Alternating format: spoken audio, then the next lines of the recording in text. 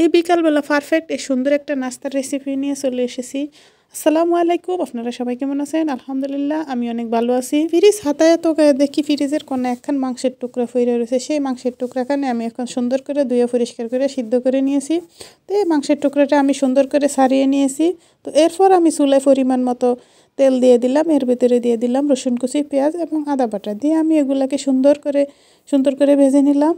তো সব কিছু ভেজে নেওয়া হয়ে গেলে এরপর আমি এর ভিতরে দিয়ে দিলাম ছিঁড়ে রাখা যেই মাংস ছিল সেই মাংসটা, এবং দিয়ে দিলাম সঙ্গে কাঁচামরিচ। তো এগুলো আমি সবগুলোকে সুন্দর করে ভেজে নিব। তো এর ভিতরে দিয়ে দিয়েছি আমি 1 চিমটি পরিমাণ হলুদ গুঁড়া এবং 1 চিমটি পরিমাণ মরিচ গুঁড়া দিয়ে আমি এগুলো সবগুলোকে আবার ভালো করে ভেজে নিব। তো সব কিছু ভেজে নেওয়া হয়ে গেলে আমি এর ভিতরে দিয়ে দেবো সামান্য পরিমাণে একটু আলুটা দিয়েও আমি সব কিছু সুন্দর করে ভেজে নিব। তো ভেজে নেওয়া হয়ে গেলে আমি এর ভিতরে দিয়ে দেবো সামান্য পরিমাণে একটু পানি দিয়ে এটাকে লাড়িয়ে একটা ঢাকনা দিয়ে ঢেকে দেবো কিছুক্ষণের জন্য। তো কিছুক্ষণ পর ঢাকনাটা তুলে আমি এটাকে আবার আরেকটু সুন্দর করে লাড়িয়ে দিব। তো দেখা যাচ্ছে এটা সিদ্ধ হয়ে গিয়েছে আর জলটাও শুকিয়ে গিয়েছে। তো আমার ফুডটা রেডি হয়ে গিয়েছে। তো এখন আমি নিয়ে নিয়েছি পরিমাণ মতো আটা, এর ভিতরে দিয়ে দিয়েছি এক চিমটি পরিমাণ লবণ, 1 চিমটি পরিমাণ চিনি এবং হালকা পরিমাণে কালো জিরা দিয়ে আমি সবগুলোকে সুন্দর করে মিক্স করে এর ভিতরে দিয়ে দিয়েছি সামান্য পরিমাণে সয়াবিন তেল দিয়ে আমি সবগুলোকে ভালো করে মিক্স করে সুন্দর করে একাকার করে নিয়েছি। তো এরপর আমি এর ভিতরে দিয়ে দিব পানি দিয়ে আমি এটাকে সুন্দর করে ডো করে নিব। তো এটাকে আমি অল্প অল্প পানি দিয়ে সুন্দর করে আস্তে আস্তে আমি এটাকে মেখে নিব। তো মেখে নেওয়া হয়ে গেছে আমার ডো রেডি করা। এখন আমি এটাকে আধা ঘন্টার জন্য রেস্টে রেখে দিব।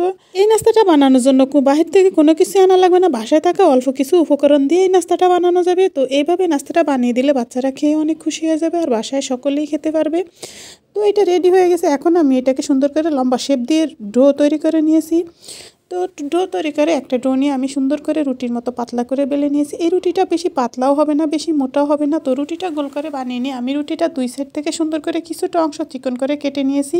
তো মাথার যে অংশটা ছিল এটার ভিতরে একটু হালকা করে ডিজাইন করে নিয়েছি। তো এরপর যে ফুডটা আমি আগে থেকে রেডি করে রেখেছি সেই ফুডটা আমি এর ভিতরে দিয়ে সুন্দর করে স্কোয়ার শেপ দিয়ে বানিয়ে নিয়েছি। তো এইভাবে আমি সবগুলোকে সুন্দর করে বানিয়ে নিয়েছি। তো এরপর আমি চলে এসেছি চুলার কাছে। চুলার ভিতরে একটা কড়াই বসিয়ে দিয়ে এর ভিতরে দিয়ে দিলাম পরিমাণ মতো তেলটা সুন্দর করে বলক ওঠার পরে এরপর আমি চুলার আঁচটা কমিয়ে একটা করে সুন্দর করে পিঠাগুলোকে আমি সুন্দর করে ভেজে নিয়েছি। তো এটা লাল করে ভেজে নিতে হবে।